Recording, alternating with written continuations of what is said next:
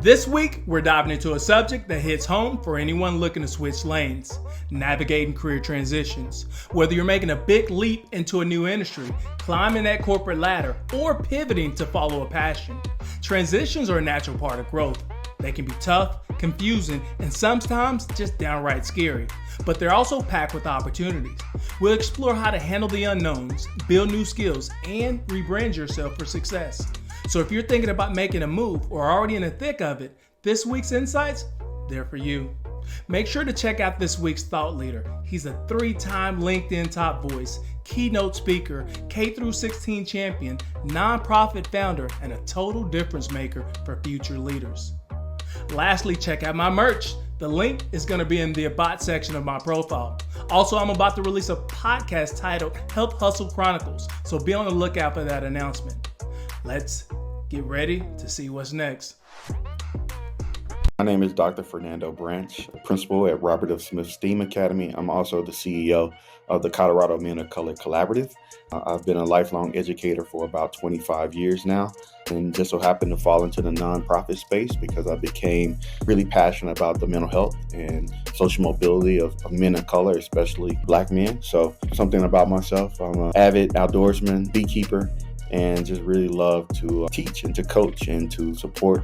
I believe in the value of it takes a village and each one teach one. I'm a lifelong learner. I think that seeing the state of education as a whole, as well as public education, I had very humble beginnings. That foundation, and in some cases their lack thereof, gave me a real awakening at a very early age to see the advantage of the haves and the have-nots.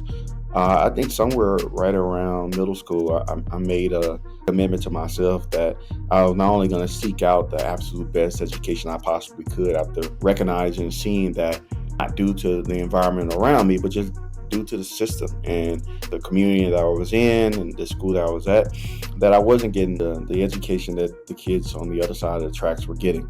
When I realized that level of inequity exists, I don't know, there was a fuel, a passion that was just developed in my belly that told me that nobody's going to do this but me. Nobody's going to be able to determine my level of success but me. And nobody's going to, regardless of what amplitude test you take that tells you you're going to be a truck driver, that's going to be your future. Shout out to truck drivers. My dad, a truck driver. But I was in a stage where I realized I needed to control my own fate and destiny. And that really what pursued me to go into education, now in the K-16 as well in the nonprofit space. I define personal and professional success as a balancing act. If I'm not balanced as a dad first, as a husband first, as a member of my community, then I can't be balanced in the workplace with the initiatives of turning schools around or changing outcomes for students and schools in the community. I think that's extremely important. It's important that you not only find that balance, but you articulate that. I think it goes back again to the mental health piece, the social emotional learning piece of being able to know how to say no, being able to walk away with grace and dignity, right? But also being able to hold others accountable and to have boundaries, right? Being able to book in what's possible and what's not possible and what you're not willing to make exceptions for. I think that's absolutely essential. For me personally, I find that I have balance when I'm balanced both at home, which gives me balance to show up as my absolute best self when I'm at work. I would say the biggest misconception is that kids can't learn, right? Or school in some ways different than what it was 5, 10, 15, 30, 50, or 100 years ago. I think times change, and as a result of time changing, people have to evolve, and therefore schools have to evolve, just like an organization or a business would have to evolve. Our kids are the most resilient that they've ever been in society, and I think I've experienced this year the fact that they're absolutely brilliant in how they process information, but also what they're capable of doing with that information. I think the challenge that exists right now in our American K-12 system is how are we adapting and catching up to where our students are coming in with a very baseline fundamental foundation around technology use, around the incorporation of industries, for example, solar and AI and engineering. How are we really meeting our students where they are, but giving them the life skills, but also the communication skills, as well as the social skills to navigate an ever-changing world, because they're more resilient than they've ever been in society. And I think we have to do a better job of building institutions and systems that take that uniqueness that is inherently American, but also inherently urban students, especially. Really cultivate that so that our students reach their absolute full potential and reach their real genius, to be honest with you. So when I was working on my doctorate about 2 years ago, I found myself researching the relationship between law enforcement and African American males. And during this time was George Floyd incidents and the Aubrey incident. It was just a very dark place for me, and I transitioned during this time as well. And I'm the most energetic, hype person you would ever know. But I felt into a state of depression, and I didn't realize it until my daughter said, "Dad, something's not right. You should go get checked out." I was lucky that I had an African American doctor that I could go to, and I said, "Hey, doc, I don't know what's going on, but something is not right with me in here," right? And after some tests, and he said, "Branch, I think you're dealing with depression." I was like, "Nah, I don't think so." Man, he was right. This is during COVID, extreme extrovert, the isolation compounded with all these other things that I was experiencing put me in a state of depression. Gave me these little pills. I don't know what they were, but I took one and I was like, nope, that's not the answer. I came out of that and I started asking other men in my social group, "Hey, how's your mental health? How are you doing?" And at first they were looking at me like, "Yo, dude, are you serious?" There weren't any organizations or there weren't any people that I knew who were tackling preventative mental health for men who looked like me. From that experience, though, I created the Colorado Men of Color Collaborative, which is CMOC, specializes in supporting men through mental health challenges, providing them with SEL strategies, professional development, as well as opportunity to increase their social mobility and career skills in a lot of industries. You know, when I was in college, I had the opportunity of seeing Willie Jolly. He came to University of Arkansas Pine Bluff. Shout out to HBCUs. And he said this. He said, "It only takes a minute, only 60 seconds, and enforced upon you. Can't refuse it. Then seek it, then choose it. But it's up to you to use it. You will suffer if you lose it. Give account if you abuse it. For it's only just a minute, but an eternity is in it." When I saw Mr. Jolly say that, and I think later years I saw Les Brown might even said it, it taught me the value of time and the investment of time and how precious it is and what happens when you don't capitalize on it. I would just like to leave with this particular group. Don't worry about your current position. Be comfortable with where your feet lie and just start with a plan. And it takes one step, right? And that one step could equal 1 second, right? Which turns into minutes and hours and then days and then weeks and then months and then years to get you back on your path for success. So the potential is always in you. And I hope that little bit of feedback allows you to be able to keep your day and avoid those invitations that frequently come that get us off track. It's well within our power to control our own fate and destiny. And that's the great thing about living, is going through the experience and coming out of it a better and stronger person. I hope you enjoyed it. Sometimes life throws you curveballs, or maybe you feel stuck in a role that doesn't reflect who you've become. That's when it's time to hit the reset button and rebrand yourself. Whether you're switching careers, leveling up, or looking for a fresh start, rebranding is about showing the world the version of you that's ready to take on new challenges. Let's break it down. Step 1, know your story.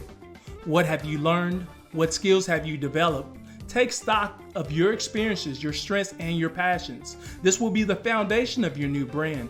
Remember, your story isn't about what you've done wrong. It's about how far you've come and where you're headed. Own it. Step 2, update your image. This could be as simple as refreshing your LinkedIn profile or reworking your resume. But it's more than just tweaking your online presence.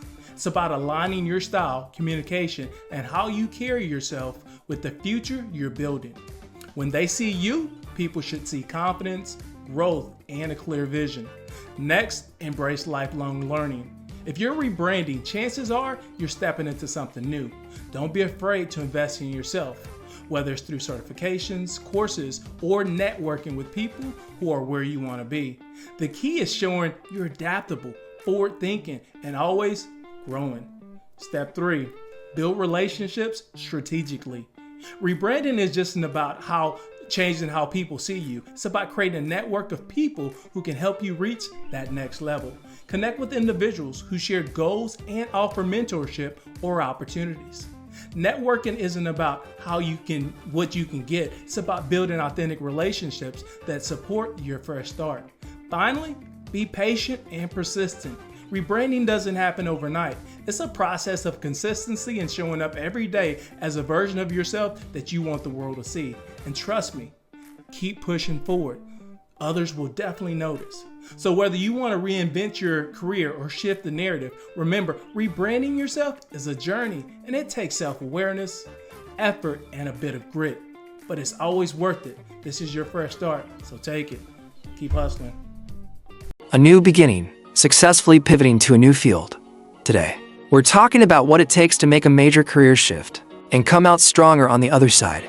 I want to tell you a story about someone who hit a crossroads in their life and made a bold decision to pivot into an entirely new field. It's a story of courage, grit, and what can happen when you bet on yourself. Let me take you back to where it all started. After a decade of working in a corporate environment, they were burned out. It was one of those jobs where you clock in, do the same thing day after day, and clock out. The pay was decent, and from the outside looking in, everything seemed solid. But inside, there was this deep feeling of being unfulfilled, like they were living someone else's life, stuck in a role that didn't align with their passion. For years, they put off making a change, telling themselves it was too risky to leave something secure for the unknown. But then, after an eye-opening conversation with a close friend, they realized something. Staying stuck was the bigger risk. So, they made the call. It was time to start fresh. But here's the thing about starting over. It's hard. At first, they didn't even know where to begin. All they knew was that they wanted to do something meaningful, something that made them excited to wake up every morning. After a lot of soul-searching, they found it a completely different field, one that combined creativity and impact. They decided to pursue a career in tech coding, to be specific. Now, let me tell you, they had no formal background in technology, and the idea of learning programming from scratch at this stage in life was intimidating, to say the least. But instead of letting that fear paralyze them, they dove in headfirst. They started small online courses, late-night study sessions, even a coding bootcamp. It wasn't easy. There were days they felt like giving up, days when the code wouldn't work, and frustration was at an all-time high. But through sheer determination and the willingness to embrace failure, they kept pushing forward. Months turned into a year, and slowly but surely, things started to click. Their skills improved, their confidence grew, and they started applying for jobs. Now, let's be real, getting your foot in the door of a new industry is tough. And there were plenty of rejections along the way. But with every no, they refined their approach, learned from the experience, and kept moving. And then, the breakthrough came. After countless interviews and endless applications, they landed a junior developer position at a company that valued passion and drive over a traditional background. That's when the real journey began. Fast forward a few years, and they've not only thrived in their new role, but also become a mentor for others looking to break into the field. They've proven that it's never too late to pivot, never too late to start a new chapter.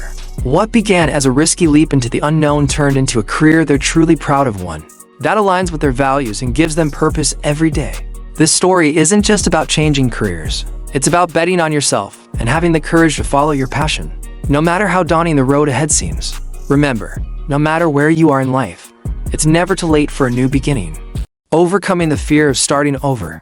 This week, we're tackling something that almost everyone faces at some point in their career: the fear of starting over. Whether you're thinking about switching industries, starting a new business, or completely reinventing yourself, that fear can feel overwhelming. But let me tell you something, it's not the fear itself that holds you back. It's how you handle it. Let's be real. Starting over means stepping into the unknown, and that's scary. You leave behind what's familiar, and that safety net you've built over the years. It starts to feel a little shaky. But here's the truth. Growth happens outside your comfort zone. Staying in the same place might feel safe, but if you're not fulfilled or happy, is it really worth it? Challenge number 1. Acknowledging the fear. Fear is natural, but it doesn't have to control you. Once you recognize what you're afraid of, whether it's failure, judgment, or uncertainty, you can face it head on. The first step to overcoming fear is calling it by its name. Say it out loud. Own it. Then ask yourself, what's the worst that could happen? Often, the fear of the unknown is worse than reality. Challenge number 2. Starting small. You don't have to quit your job tomorrow or make a huge leap overnight. Take small steps toward your goal. If you're thinking about a career change, start by learning new skills on the side. If you're starting a new business, test your ideas while still working your current job. These small moves build confidence and give you the momentum to keep pushing forward. Next, find a support system.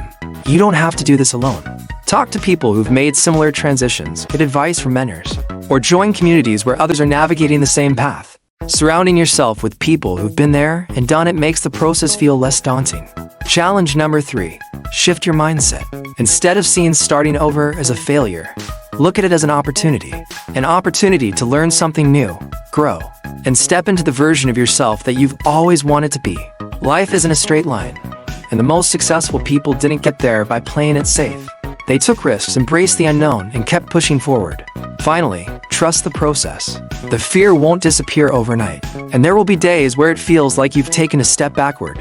But if you stay committed, take small actions every day, and keep your eyes on the bigger picture, you'll look back and realize how far you've come. So, this week's challenge? Embrace the fear of starting over, because it's part of the journey. The unknown is where the magic happens. Take the first step, no matter how small. Don't let fear keep you from becoming the person you're meant to be.